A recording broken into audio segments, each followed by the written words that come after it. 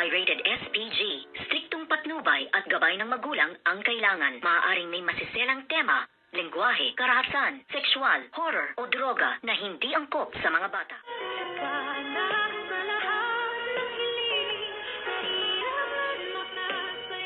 Good afternoon and welcome sa aking munting channel. Sino kaya ang isang estranghero na nag-message nga dito kay Doktora Annalyn Santos na ipinapapatay nga sa kanya si Zoe, at laking gulat nga nang sabihin din ito ni Doktora Annalyn Santos kay Doc Lindon ang mensahe ngang kanyang na-receive na hindi naman ito nakaregister sa kanyang cellphone.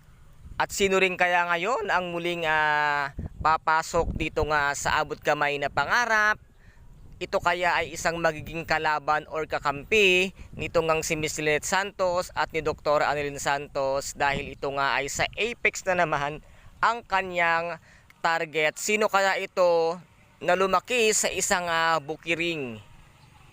Ito kaya ang magiging katapat ni Madam Chantal at ni Zoe para naman kahit paano ay makabawi-bawi ang ating bidang si Dr. Annalyn Santos, at ito na kaya ang siyang magpapasabog ng lahat dapat na malaman ni Doc RJ Tanyag, dahil napakarami na talagang mga ginagawang kasinungalingan nito ngang kanyang anak-anakan na bruhang si Zoe, at dito nga ay malalaman na ng lahat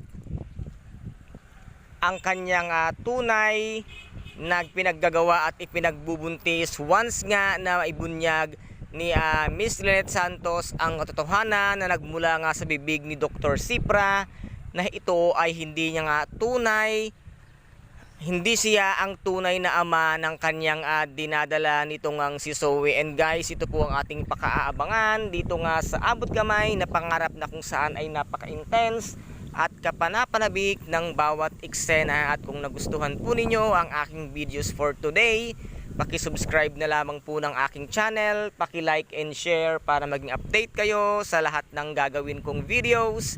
Maraming salamat po, ingat, God bless and bye bye!